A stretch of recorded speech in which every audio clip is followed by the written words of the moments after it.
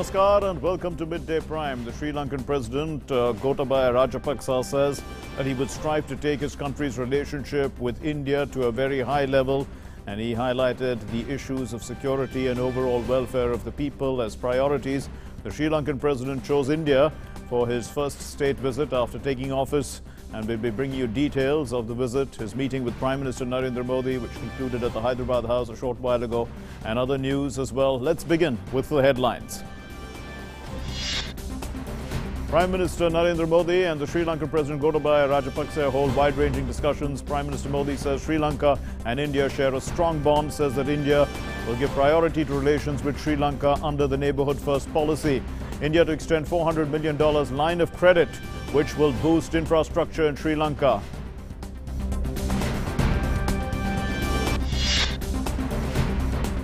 Supreme Court to consider SIT report in 1984 anti-Sikh riots cases, and also another case. The Supreme Court has issued a notice to the former Kolkata Police Commissioner Rajiv Kumar in the Sharda Chit Fund case. Preparations being put in place for the first phase of assembly elections to be held in Jharkhand tomorrow. Polling will be held in 13 constituencies in Chhatra, Palamu, Gumla, also Gharwa, Latehar and Lohardaga districts in this phase. Heavy rains in many parts of Tamil Nadu. Schools have been closed in Trichy due to the rains. Snowfall also in Himachal, Uttarakhand, Jammu and Kashmir, Leh, other hilly areas in the Himalayas.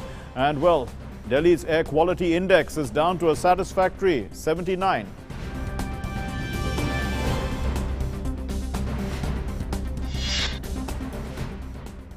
In sports, India will be taking on Pakistan in a Davis Cup match today. The match is to take place in Nur Sultan, which is the capital of Kazakhstan.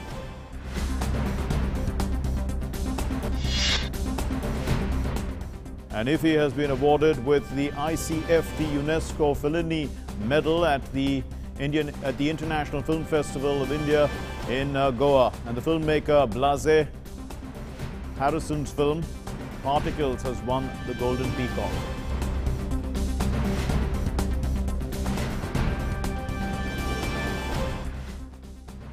So our top story is, well, obviously Prime Minister Narendra Modi held wide-ranging talks with the Sri Lankan President Gotabaya Rajapaksa in New Delhi, and both leaders discussed further areas of cooperation and the ways to strengthen the existing bilateral relations between the two countries. The newly elected President of Sri Lanka arrived in the national capital last evening on a state visit to India at Prime Minister Narendra Modi's invitation. The Prime Minister congratulated Gotabaya Rajapaksa for his victory in the election. He also said that it was an honor for India that Rajapaksa had chosen India as his first port of call on first overseas visit, that is, since assuming office. And the Prime Minister also said that India has given importance to ties with Sri Lanka under the Neighbourhood First policy. Let's listen to what the PM said. Bharat Sri Lanka का सबसे करीबी समुद्री पड़ोसी और एक भरोसेमंद मित्र है। दोनों देशों के नजदीकी संबंधों का मजबूत आधार हमारे ऐतिहासिक, एथनिक, भाषाई, सांस्कृतिक और सभ्यतागत संपर्क है।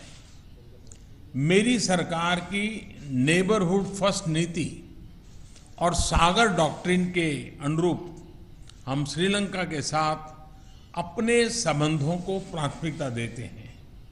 हमारे दोनों देशों की सुरक्षा और विकास अविभाज्य हैं, और इसलिए यह स्वाभाविक है कि हम एक दूसरे की सुरक्षा और संवेदनशीलताओं के प्रति सचेत रहें। And the Prime Minister also said that a strong Sri Lanka is not only in the interests of India but also for the entire Indian Ocean region. आपको प्राप्त जनादेश एक संगठित, मजबूत और समृद्ध श्रीलंका के लिए श्रीलंका के लोगों की आकांक्षाओं को अभिव्यक्त करता है। इस संबंध में भारत की शुभेच्छा और सहयोग हमेशा श्रीलंका के साथ है। एक स्थिर, सुरक्षित और समृद्ध श्रीलंका न केवल भारत के हित में है, बल्कि संपूर्ण इंडियन ओशन रीजन के भी हित में है।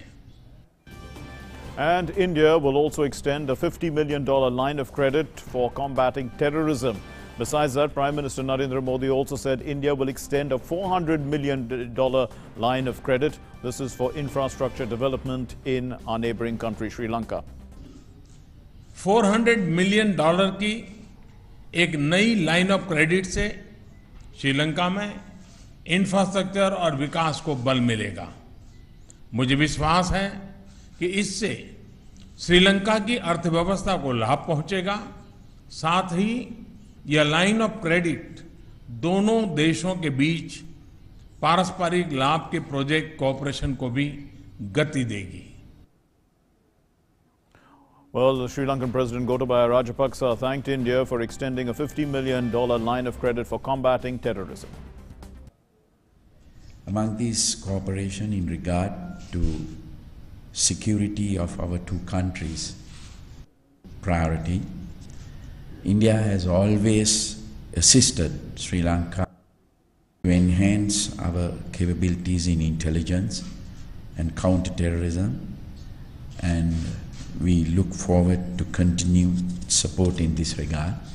I want to thank for his offering $50 million US dollars credit line to enhance the capabilities of the intelligence agencies. Well, this morning, the visiting dignitary Gotabaya Rajapaksa received a ceremonial reception at the Rashtrapati Bhavan. He was received by President Ramnath Kovind and Prime Minister Narendra Modi.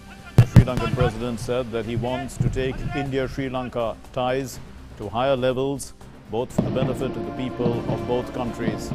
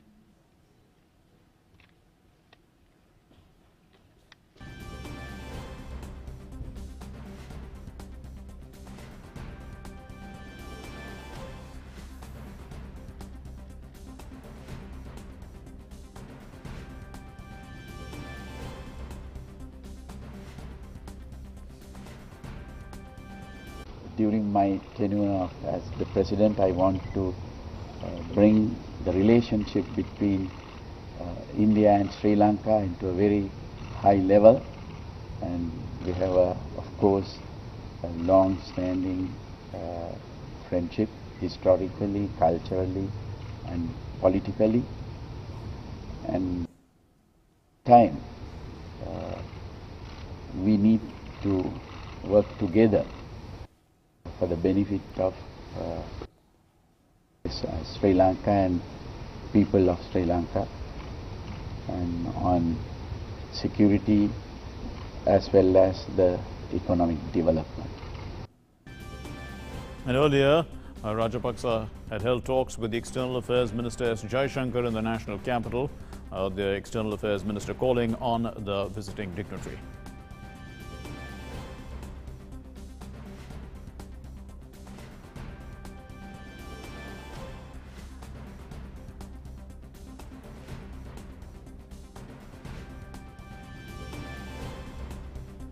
And the National Security Advisor Ajit Doval also called on the Sri Lankan President Gotabaya Rajapaksa soon after his arrival in India.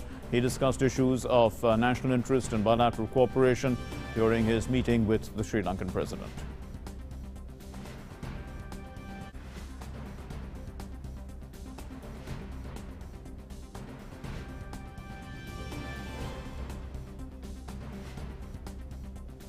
And we are joined by our correspondent Abhishek Jha, who was at that press conference just a short while ago where Prime Minister Narendra Modi and the visiting President of Sri Lanka, Gotabaya Rajapaksa, addressed the media. So tell us a little bit, Abhishek, now this is a very important visit because it is, after all, the first visit by the Sri Lankan President, and it also comes at a time when, there's, of course, a new government there, but also a government that one hopes will be looking forward to very close ties with India. Sure, Mark, this is one of the most sought-after visit in the recent times, especially in the aftermath of political reshuffling that has happened in Sri Lanka, when the Rajapaksa family has gained back the power in the Sri Lankan government. We know that the Mahinda Rajapaksa was, for a very long time, he ruled Sri Lanka as a president, and now his brother Gotabaya Rajapaksa is again, he's been chosen the president. Mahinda Rajapaksa has become prime minister. So this whole chemistry of Sri Lanka-India relationship has to be redefined now, because we know that Mr. Gotabaya Rajapaksa is considered a hardliner when it comes to tackling internal security issues, issues of terrorism, where India also has the same view with the current dispensation. We know that Prime Minister Modi is a very, he has tried to, unified the world when it comes to taking action against terrorism and global war against terrorism. So in that sphere, of course, India and Sri Lanka can join hands and they can walk together and talk together. The issues are that India has also assured Sri Lanka that it will help in building its infrastructural issues. There has been $400 million of line of credit which will be spent on developing infrastructural projects in Sri Lanka. We know that India has also helped in building so many units of houses where people have been displaced because of some internal strife, and those are the issues that are really at the core of India-Sri Lanka issues in the background, where there are issues of reconciliation. Prime Minister said during this joint press conference that the issue of reconciliation was also discussed, and President Rajapaksa told him about his views and his government's view on that issue. So these issues are regularly being discussed. Earlier also we know that during his congratulatory messages, also Prime Minister had said that India hopes that Sri Lanka will take forward the issue of reconciliation. So these are, and also he talked about the issues of fishermen. There are so many stories of fishermen who inadvertently crosses into each other's territory, from Sri Lanka to India's water and Indian waters to Sri Lanka, and most of the time this happens inadvertently and they are caught in this legal issues. So those issues needs to be tackled on an expeditious manner. Right, stay with us, Abhishek. We are joined in the studio also by our guest, Ambassador B.S. Prakash is with us. Ambassador B.S. Prakash, a well-known expert on international affairs, and has also served in Sri Lanka. Ambassador Prakash, let's look at this relationship coming after, let's say, there was a fear that China had taken a lot of control of Sri Lanka and to a large extent with the control of the Hambantota port. All these other things that are concerning, with regard to the Indian Ocean region. And Rajapaksa says that, his relationship with China is largely commercial, and it doesn't come at the cost of any other relationship. And he also mentioned today that, India is the closest neighbor and a long-standing friend. How do you analyze that? I feel that there are several substantive and interesting issues in this visit, as well as challenges for both countries. And in a very broad sense, from what little we have seen so far, we will see more in the coming day or two. I think both are taking a very realistic, pragmatic, and a kind of a intention to restart or recalibrate the relationship a little bit. You mentioned some issues.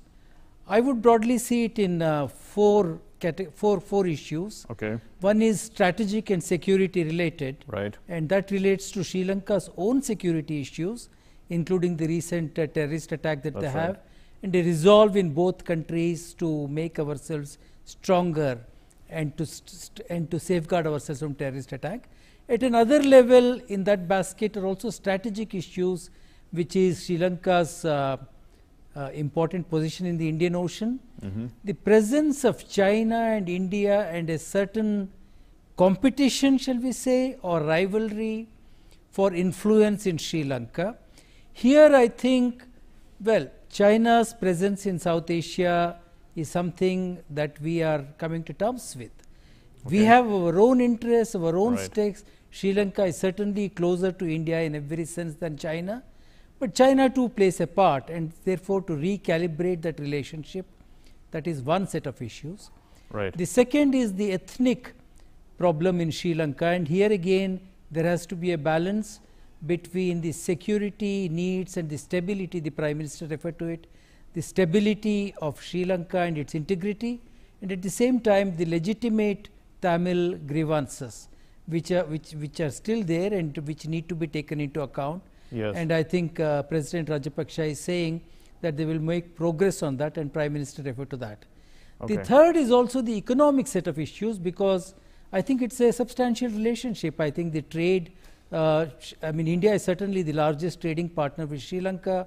Our exports are over 5 billion, and we have a free trade agreement, and we have very, very considerable investments from India in Sri Lanka.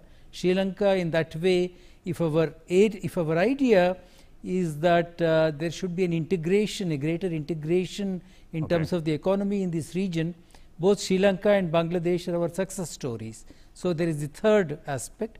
And the fourth, I would say, is goodwill, because all through the ups and downs that we have sometimes had, we have had the misunderstanding or misperception or plain differences, there is a lot of goodwill in both countries. I think across the ethnic spectrum, Sinhalas, Tamils, Buddhists, Muslims, Tamils, I think there is goodwill towards India, going back to the memories of the Buddhist legacy to contemporary times, also among the Tamil section. So I think how to address all these in an integrated manner, and recognizing that sometimes there will be differences, different interests, to find that balancing act, as I see it, is the challenge that President Rajapaksa faces, and to some extent India also faces. One last word, if I may.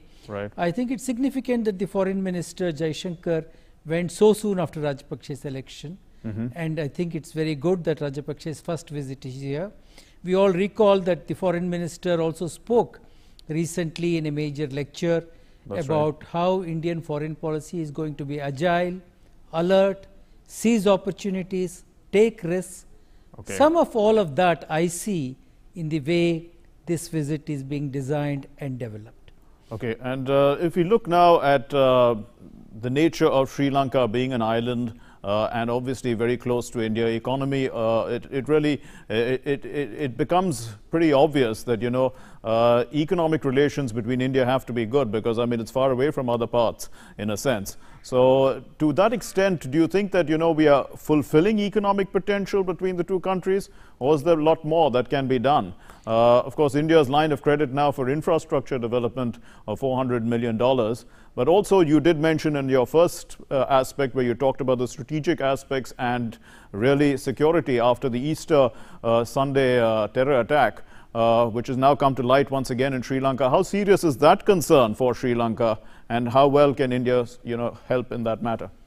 That's right. On the first point with regard to the economic potential of Sri Lanka, from my own experience of Sri Lanka, I must tell you that Sri Lanka has a very rich potential, because it's a literate, I mean the literacy rates, the human development indicators in Sri Lanka are pretty high. So it had been a success story. It was at one stage of history modeling itself on Singapore. But I think then it had various setbacks, mainly terrorism, and it suffered. Again, tourism had come back in a big way. Again, it suffered because of these Easter bombings. So Sri Lanka has plenty of potential, and I think Indian investments have certainly helped, because some of its commodities like rubber, for instance, or spices or tea, I think there is integration between the Indian economy, which is huge in scale, and Sri Lankan entrepreneurs and economists who have done well. So I think there is certainly potential for growth in Sri Lanka, including in a big way with tourism, including Indian tourism. And also they are well connected with the ASEAN countries. They have other connections too, which I am sure they will exploit sea routes, if there is stability. And that brings me to the second issue, the stability and security. Here I think they have been unfortunate, particularly in the recent past, but it's very important that now we are giving, for instance, $50 million of credit, especially in regard to counter-terrorism. What does that mean? Better training, better intelligence, better operational procedures.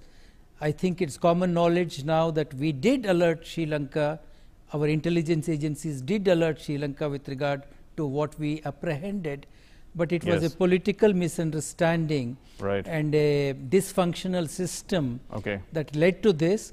I think the Rajapaksa family, not only the president but his brother, who is a very experienced politician, they were aware of the assistance that India had given, and that they will continue to need the dialogue with India on these issues.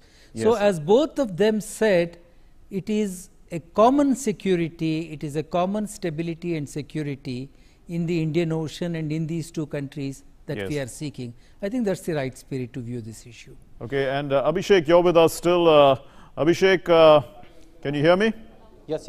Yes, okay, Abhishek, now you did mention about the fishermen issue. Now that is a matter of some concern because, you know, the waters between Sri Lanka and India are not too far apart. So there would be issues concerning fishermen all the time. Really, and that could cause some sort of concern. It has been over the years, especially. To what extent, you know, can some long-term solution be made for this particular problem? See, Mark, there is already a well set out mechanism for repatriation of those fishermen who inadvertently crosses to each other's water territory. But then these two leaders today, they have also expressed that the issues of fishermen and their livelihoods should be taken with a more humane angle. And that tells a story that these two leaders, deep down, they consider that the issues of fishermen are mostly because of some human error, and they are not intentionally or some terrorist activities. So one has to take into consideration the vast maritime, the vast sea area where there is no fixed landmark, and many times it happens because of the poor navigation signals that fishermen's boats cross into each other's territory, and that should be taken as more like a human error and less like a misadventure. So, and this is what these two leaders have expressed, and I believe that the recent times when the reports were suggesting that Sri Lankan navies are taking hard on Indian fishermen into that area, these issues will calm down, and more sort of regularized mechanism will be set up between these India and Sri Lanka to deal with the issue of fishermen crossing into each other's territory. Right, and also with regard to the rehabilitation and reconstruction work that has been taking place ever since, you know, the end of the civil war with the LTTE. India has been invested heavily in that, and we built what, 14,000 plus houses already. We built an auditorium. We're sort of reconstructing quite a large part of that area. You know, is that work still in progress, or is that to a large extent finished? Mark, there are still phases of project that are still in progress. We've seen that recently Prime Minister had allocated few hundreds of units of these housing to the communities who had lost their houses, and they are being tried to be rehabilitated. So that is one issue, and India is also trying to almost reconstruct or ensure the infrastructure development in those areas where there has been less development.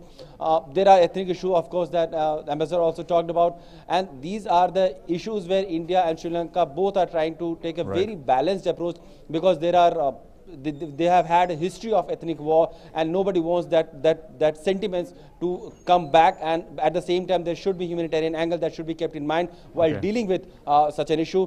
And the development is one of the areas where both the countries are trying to focus, and maybe that development in the future will ensure that these ethnic issues will cease to exist gradually. Right. Ambassador Prakash, I'd like your comments too on the two issues that I've raised with Abhishek, one with regard to the fishermen and the other with the reconstruction work that India has done for the Tamils in Sri Lanka. On the fishermen's issue, I think your correspondent rightly explained that these are issues arising out of difficulty of navigation. I think one thing is that as technology changes and as there are technological solutions found to these issues, for instance, whatever through satellites or through also naval patrolling and so on, so it is to be hoped that some greater clarity will become available. I think technology is also changing the very techniques of fishing. Yes. For instance, if you take out trawlers or if you take out other kinds of fishing vessels, so this issue is being constantly addressed. And yes, when there is better understanding between the two countries, then this kind of offensive action or aggressive action by the Sri Lankan Navy hopefully will come down. So that is the hope. Right. And on the reconstruction, rehabilitation front, I think if I heard the Prime Minister rightly, I think again allocations are being made for housing projects, this time also in the Tamil plantation areas. The plantation areas where the Tamils, Indian Tamils as they are called, they are in a large number. I think this is one of our better success stories I hear in terms of implementation of projects. When we look at our neighborhood, yes, these with a, also they had a different kind of a mode, a public-private partnership mode. I think people participated in it. So I think our foreign ministry has been proud of what we have done. Yes. And this is an excellent area, which will create a lot of goodwill also in the Tamil areas and also in Sri Lanka in general. So I think it's good that we are going forward with it. Okay, thanks very much, Ambassador Prakash and Abhishek, for joining us and helping us understand or put that all into context, the very important visit of the Sri Lankan President Gotabaya Rajapaksa to India. We're moving on to our next story now, and the Union Home Minister Amit Shah will participate in the closing ceremony. This is of the 47th All India Police Science Congress. It's taking place in Lucknow today. Well, the two-day event was inaugurated by the Lieutenant Governor of Puducherry, Kiran Bedi, and Uttar Pradesh Police, in association with the Home Ministry and the Bureau of Police Research and Development, is organizing this event. It's taking place, as we said, at the police headquarters in Lucknow. And during the event, 6 thematic sessions, which include some very contemporary issues like reforms in policing, role of social media in countering radicalization and terrorism, as well as inculcating the right kind of attitudes in police officers. These are all part of the agenda.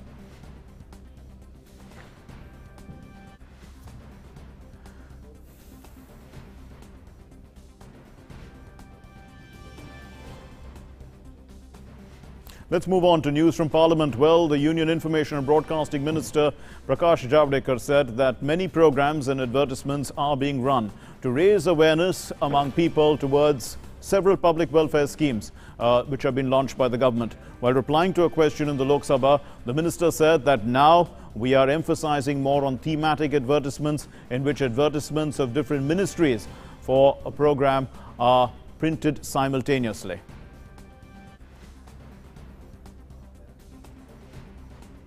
अभी हम thematic advertisements दे रहे हैं। Thematic यानी एक समझो yoga day है, तो yoga day के एडवर्टीजमेंट में हेल्थ के, प्रिवेंटिव हेल्थ के जितने भी कार्यक्रम है 4-5 मंत्रालयों के, आयुष मंत्रालय से लेकर बाकी भी मंत्रालयों के जो हेल्थ के भी कार्यक्रम होंगे, उस सबको भी एडवर्टाइज करते हैं। यानी एक आधा पेज इश्तेहार का ज्यादा से ज्यादा उपयोग हो और ढंग से लोगों तक जानकारी पहुंचे। ये एक नया प्रयास है, लेकिन ये सुझाव अच्छा है कि इसका भी कॉस्ट बेनिफिट एनालिसिस लोगों तक कितना पहुंचता है और कितना परिणाम करता है। And the BJP MP Pragya Thakur Singh has tendered an apology in the Lok Sabha for her reported remarks on Mahatma Gandhi's assassin Nathuram Godse. Speaking in the Lok Sabha, she said that her statements made in Parliament were distorted and that she respects Mahatma Gandhi's contribution to the country. मैं सदन में मेरे द्वारा की गई किसी भी टिप्पणी से यदि किसी भी प्रकार से किसी को कोई ठेस पहुंची हो तो उसके लिए मैं खेद प्रकट कर क्षमा चाहती हूं। परंतु मैं यह भी कहना चाहती हूं कि संसद में दिए मेरे बयानों को तोड़ मरोड़ कर गलत ढंग से पेश किया गया है। मेरे बयान का संदर्भ कुछ और था। And Vishal Barristow now joins us from Parliament with an update. Well, Vishal, first of all, what's the main items on the agenda today? Well, a very good afternoon to you. Let me tell you that before I answer your question, The matter seems to have been resolved by the meeting which the Speaker had called of all the political party leaders on the issue of Pragya Thakur, and the House is now assembled and is now functioning properly. There were some interesting issues. There were some interesting issues regarding the national animal, that is the tiger. And next, on the 30th of this month, the Environment Minister has called the meeting of Union Environment Minister, has called a meeting of all the ministers of the state who hold the portfolio of environment on this issue. And this issue would be taken up very seriously as to what is affecting the population of the tigers. This was one important issue. And then before that, in the Rajya Sabha, the Vice President took note of the child pornography, and he said that it is very unfortunate that these things are still prevalent, and the government, on behalf of the government, the Union Minister of Women and Child Development assured that all necessary steps are being taken by the government to stop this menace. So now its lunch is over and both houses are functioning normally. So the storm has calmed down, and we hope that the proceedings are not disturbed furthermore in the lower house especially. Right, and also Vishal, you know, as far as the government's legislative agenda is concerned, you know, important bills still to be passed in this session. You know, fill us in with some of the important details that, you know, the government expects, the Treasury expects to pass in this particular session.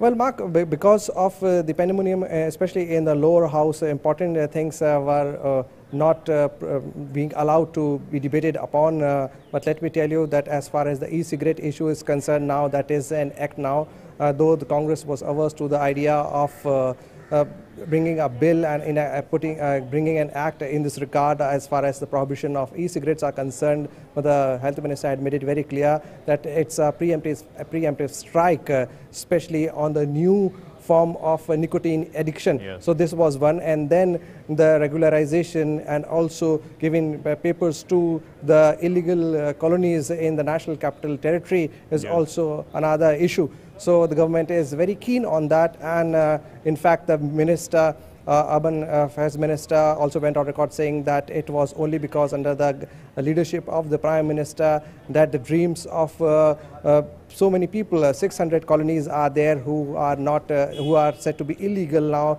they would be regularized. So these are the issues that would be taken care of, especially in this winter session, and especially those living in the National Capital Territory are very much keen on it. Thanks very much, Vishal Barristow, for those inputs.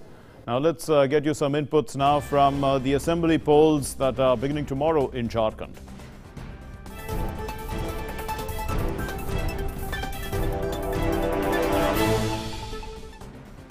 And the Election Commission has made elaborate arrangements for the first phase of polls, which are tomorrow, and 13 constituencies spread across 6 districts will be going to the polls tomorrow. The assembly polls in this state will be held in 5 phases. These are between the 30th of November and the 20th of December, and counting of votes will be taken up on the 23rd of December. The Election Commission has made arrangement for first phase of assembly polls on Saturday. In first phase polls, 13 constituencies spread over 6 districts: Bishnupur, Lohardaga, Manika, Latehar, Panki, Daltonganj, Bishrampur, Chhatarpur, Husainabad, Garhwa, Bhavnathpur will go to polls in first phase on Saturday. The voting will begin at 7 in the morning. Polling personnel and polling agents will reach the polling station 1.5 hours before the polling begins. A mock poll will also be conducted. The polling will conclude at 3 p.m. The poll body has also made special arrangements for Divyang voters. Locomotor disabled के लिए हम लोग वहाँ wheel chairs उपलब्ध कराएंगे। उनके particular गंतव्य से मतदान केंद्रों तक लाने के लिए उनके फेरिंग के लिए अलग से हम लोगों ने गाड़ियाँ मार्क की हैं। उन गाड़ियों के अलग से साइनेज भी लगाया जाएगा ताकि सुगम मतदान हो सके, तथा साथ ही साथ जो हमारे विजुअली चैलेंज पर्सनस हैं उनके लिए हम लोग डमी बैलेट शीट भी दे रहे हैं ब्रेल लिपि में। उनको ब्रेल लिपि में फ़ोटो वोटर स्लिप दी जाएगी, उनको ब्रेल का एपिक कार्ड भी दिया जाएगा। और जो हमारे स्पीच एंड हियरिंग इम्पेयर्ड हैं उनके लिए हम लोगों ने साइन लैंग्वेज जानने के लिए स्काउट्स एंड गाइड्स के भी लोगों को आइडेंटिफाई किया, उनकी ट्रेनिंग कराई गई है, और ऐसे 450 से ज़्यादा बूथों पर वो लोग डिप्लॉय भी किए जाएंगे। All electorals who have been issued electoral's photo identity card have to produce their card at the polling station before casting their votes. In case they fail to do so, alternative photo identity documents can be used. The list of 11 documents is passport, driving license, Aadhaar card, PAN card, health insurance smart card, pension document with photograph, Manrega job card, smart card issued by RGI under NPR, passbooks with photograph issued by bank or post office, official identity cards issued to MPs or MLAs, service identity cards with photograph issued to employees by central, state government, PSUs or public limited companies. The 81-member Jharkhand Assembly will go to polls in 5 phases between 30th November and 20th December. Counting of votes will be taken on 23rd of December. Bureau Report, DD News. And Anuj Yadav now joins us from Ranchi. Well, Anuj, let's first try and understand, what the important contests are in this particular phase. Who are the main contenders? Who are the main candidates? देखिए बिल्कुल मार्कलिन, ये जो पहला phase है इसमें सिर्फ जो 13 seats हैं उन्हीं पे यहाँ पर मतदान होगा। ये जो इलाके रहे हैं ये नक्सलाइट इफेक्टेड एरियाज रहे हैं, लेकिन टाइट सिक्योरिटी अरेंजमेंट्स किए हैं। जहाँ तक आपने मुकाबले की बात की, निश्चित तौर पर इस बार भारतीय जनता पार्टी अकेले चुनावी मैदान में है। जो अभी सरकार में जो उनके साथ शामिल पार्टी थी आजसू, वो अकेले चुनाव लड़ रही है। इसके अलावा झारखंड मुक्ति मोर्चा, कांग्रेस और राष्ट्रीय जनता दल, इन्होंने तीनों पार्टियों ने गठबंधन बनाकर इस बार झारखंड में चुनाव लड़ने का फैसला किया है। जिस तरीके से नक्सलाइट अफेक्टेड एरियाज हैं, इस लिहाज से जो इलेक्शन कमीशन के सामने है, यहाँ पर निष्पक्ष और शांतिपूर्ण चुनाव कराना एक बड़ी चुनौती निर्वाचन आयोग के सामने है। लेकिन जिस तरीके से यहाँ पर टाइट अरेंजमेंट्स किए गए हैं यहाँ पर सिक्योरिटी को लेकर, उसे देखकर लगता है कि यहाँ पर शांतिपूर्ण तरीके से चुनाव हो पाएगा। एक अच्छा प्रयास इलेक्शन कमीशन की तरफ से मार्कलिन और रहा है, क्योंकि पिछले चुनाव की अगर मैं बात करूं, जो असेंबली का इलेक्शन यहाँ पर हुआ था उसमें 60% पोलिंग परसेंटेज रहा था। उसको ज्यादा करने के लिए इस बार यहाँ पर विशेष रूप से ऐसे अलग अलग कार्यक्रम स्वीप कार्यक्रम के तहत चलाए गए थे, ताकि लोगों की ज्यादा से ज्यादा भागीदारी इस चुनाव में देखने को मिले। क्योंकि इन इलाकों के अंदर ये आदिवासी इलाके हैं, यहाँ पर अभी विकास के लिए बहुत कुछ करना बाकी है। जो यहाँ नक्सलिज्म था उसको तो खत्म करने की एक कोशिश पिछले वर्षों में की गई है और काफी हद तक वो खत्म भी हुआ है, लेकिन डेवलपमेंट के अभी भी ऐसे काम हैं। जो भी नई सरकार बनेगी उसको एक बहुत बड़ी चुनौती रहेगी इस आदिवासी इलाके के लिए। तो निश्चित तौर पर सभी पॉलिटिकल पार्टीज ने, चाहे जेएमएम हो, आरजेडी हो, कांग्रेस हो या भारतीय जनता पार्टी हो, इस इलाके को विशेष रूप से विकसित करने का एक वायदा सभी लोगों ने अपनी मैनिफेस्टो में किया है। Right, thanks very much Anuj Yadav for helping us understand the elections that are going to take place tomorrow in the first phase in Jharkhand. Moving on to our next story then, the screening of the renowned Iranian director Mohsen Malbar's Italy-set refugee drama about Marghe and her mother. It closed the Golden Jubilee edition of the International Film Festival of India. This happened on Thursday, and close to 250 films were screened at this film festival. It was a movie extravaganza in a sense. It opened on the 20th of November, if we recall, and the closing ceremony took place yesterday. And Blaise Harrison, directed the French film Particles. It's won the Golden Peacock Award.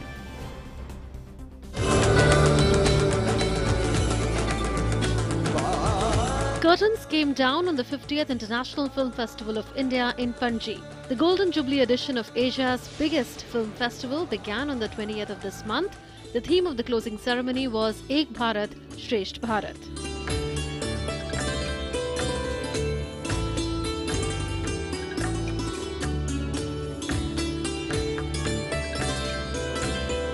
Legendary music composer Ilaiyaraaja, renowned Assamese filmmaker Manju Bohra, veteran actor Prem Chopra and actor Arvind Swamy were felicitated on the occasion. Addressing the gathering, Governor Satyapal Malik appealed to the film fraternity to address social issues through their craft. अब जो हमारे समाज की जो विसंगति है, जिसमें गुर्बत है, नौजवानों का स्ट्रगल है, अपनी फिल्मों में इनके ऊपर हमला करिए, नौजवानों की मदद करिए, किसानों की मदद करिए, उससे समाज पे असर होगा और समाज जरूर बदलेगा। The respect and ex-defense minister of India's late Sri Manohar Parrikar, and who was served as the Goa Chief Minister, was instrumental in making the IFFI synonymous with Goa.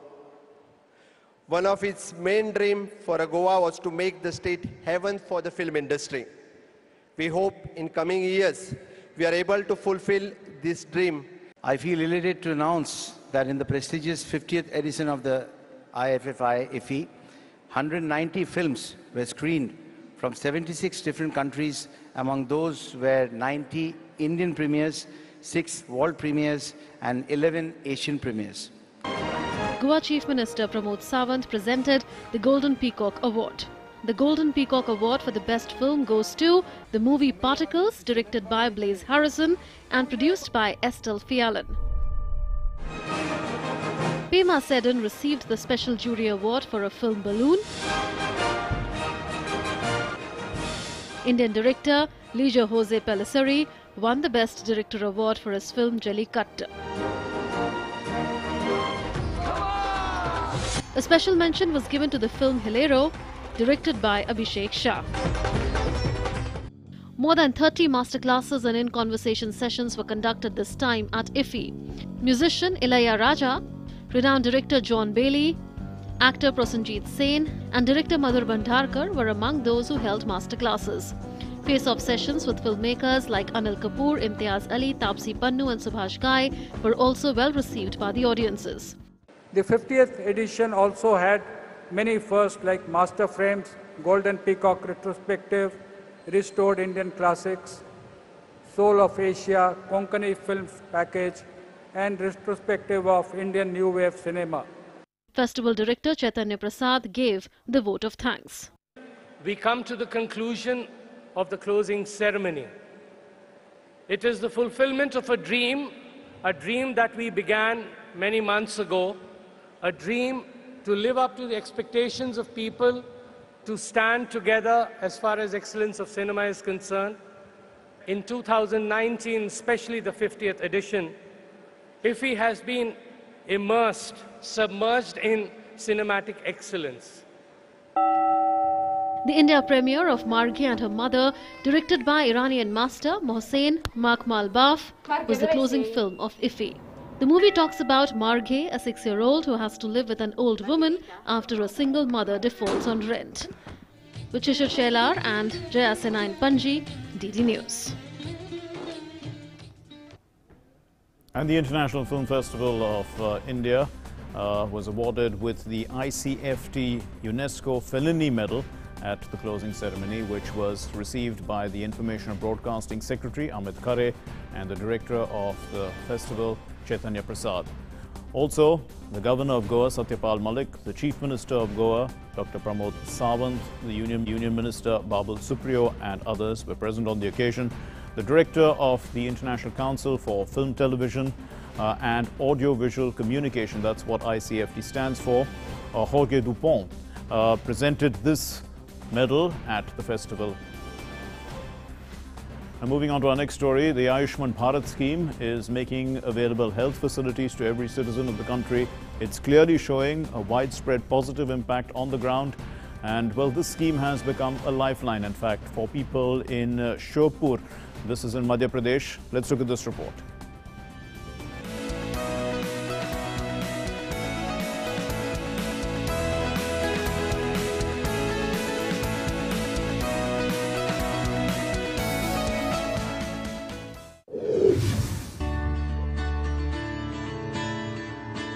He is Giriraj Bairwa, a resident of Nagdi village in Madhya Pradesh, Shiopur district.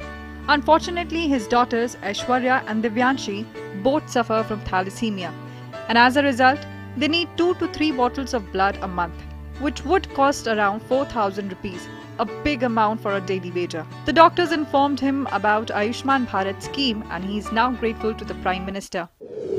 मेरी आर्थिक स्थिति कमजोर है, मैं मजदूरी करने वाला आदमी हूँ और मेरी बच्ची को हर महीने में 3 दफे ब्लड चढ़ाना पड़ता है। पहले तो मेरे को बोल लेना पड़ता था या कुछ मदद लोगों के लिए चढ़ाना पड़ता था।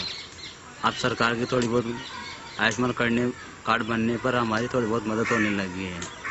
अब पैसे नहीं लगते हैं, केवल रसीद के पैसे लगते हैं अब। Ayushman Bharat scheme is a life savior for Giriraj's daughters. He is not only getting his daughters treated but also informing others about it. Bureau Report, DD News.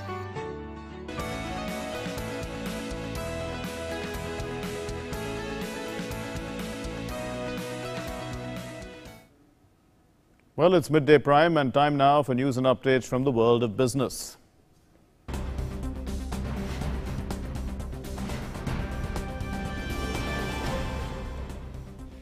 And Nancy has all these updates. Over to you, Nancy. Thanks, Mark. Yes, let's take a look at all the business news this afternoon. And first up, Vodafone Idea and Bharti Airtel have said that they would increase the tariffs in December. That's the first price hike in more than 3 years. That could help shore up revenue and operating income for the two loss-making telecom companies, but also cause some subscribers to shift to rival Reliance Jio Infocomm. While in separate statements, Vodafone Idea and Airtel cited the financial stress in the sector, the current low tariff and the need to invest in networks to keep up with the surging data demand as the reasons for the move. The companies have for some time been saying that higher prices and lower government levies were crucial to improving the health of the sector bogged down by huge debt and intense competition amongst themselves. The proposed e-invoicing system under GST would help small businesses secure instant loans without furnishing a plethora of documents, as banks can rate them on the basis of these invoices, the officials working on the system have said. And further, they also added that the compliance burden for the MSMEs will reduce, as the GST system would pre-populate the returns on the basis of information received from the e-invoices. Under the system, the GST taxpayers would report their invoices to Invoice Registration Portal or the IRP. This portal will generate a unique invoice reference number and digitally sign the e-invoice while generating a QR code. The IRP will also send the signed e-invoice to the recipient of the document on the email provided to the e-invoice. And terming huge crude oil import a big economic challenge for the country, the Union Minister Nitin Gadkari has urged automakers to focus on alternative fuel vehicles as well as also ensured government support in the venture. The minister stressed on the need for diversifying agriculture towards power and energy to meet the goal of biofuel generation. And with that, it's a wrap on the business news this afternoon. Mark, it's back to you for the rest of the news. Thanks very much, Nancy. And now let's get your news that's happening across the world.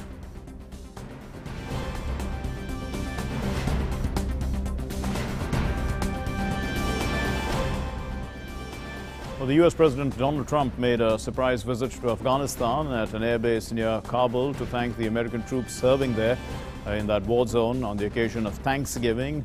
And, well, the US President had a bilateral meeting also with the Afghan President Ashraf Ghani. Trump stayed on the ground for about 2.5 hours, and during which he said that the US and the Taliban have been engaged in talks. The visit for Thanksgiving comes after a prisoner swap with the Taliban aimed at resuming peace negotiations. Donald Trump also said that the US was substantially reducing troops in Afghanistan.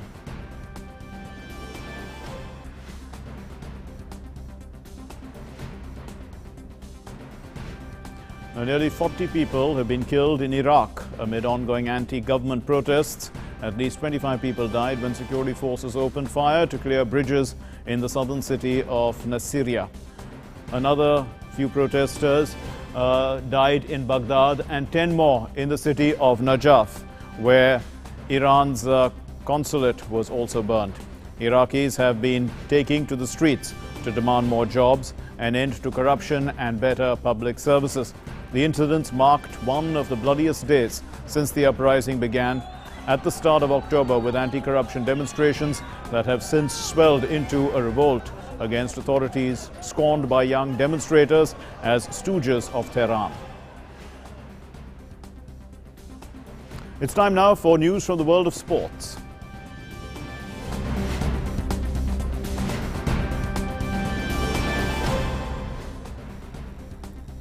And for a quick sports update, here's Tapas. All right, thanks, Mark. And let's start with the Indians women's volleyball team, which has entered into the semi-final of the 13th South Asian Games. In the last Group A match, India defeated Bangladesh in a straight game by 25-8, 25-11 and 25-9 in Kathmandu a short while ago. Indian girls dominated their Bangladeshi opponent throughout the game. India will now take on runners-up of Group B in the first semi-final tomorrow. India's men's team will clash with host Nepal later in the evening to secure the top position in Group A. India had defeated Bangladesh in straight games in its opening encounter yesterday, while Nepal lost to Bangladesh in its first match on Wednesday. Though the formal opening ceremony of the games will take place on Sunday, but volleyball matches have already started. Over 2,700 athletes will compete for 1,119 medals, including 319 gold and 26 game categories. As many as 499 athletes from India are participating in the biggest sporting event of South Asia. The closing ceremony will be held on 10th of December. Now from the South Asian Games to Davis Cup, India is up against a depleted Pakistan squad in a Davis Cup qualifying tie in Nur Sultan, Kazakhstan. Ramkumar Ramanathan opened the tie against Mohammad Shoaib in an emphatic manner as he trounced the Pakistani opponent 6-0 in just 42 minutes. Shoaib saved 2 match points in the end, but Ramanathan was just too good for the Pakistani.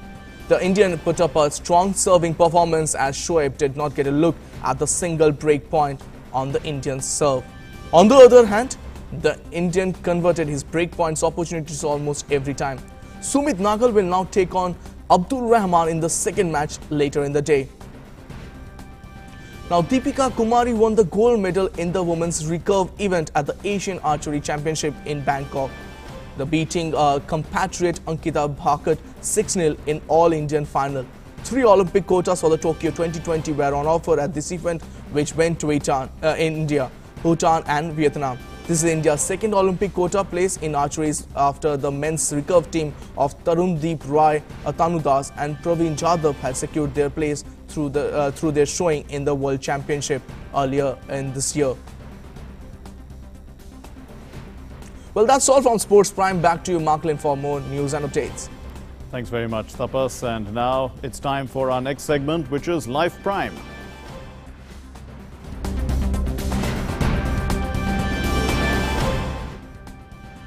Well, Thanksgiving Day in New York City started with something many New Yorkers and visitors were grateful for: the giant balloons in the annual Macy's Thanksgiving Day Parade. They were given the all clear to fly after fears of strong winds grounding them. And this parade, which is a tradition that began in the 1920s with its marching bands, clowns and performances, is expected to draw large crowds in New York City and millions of viewers across the country as well.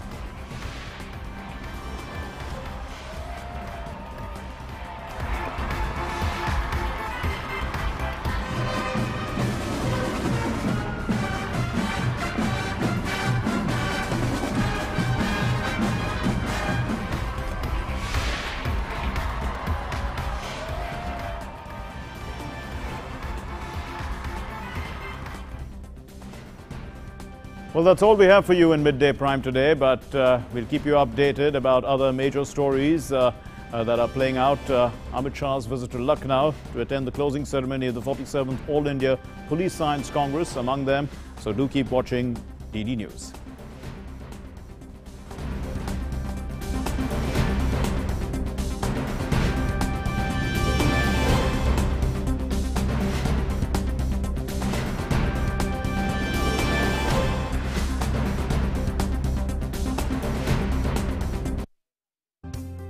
जल्द से ही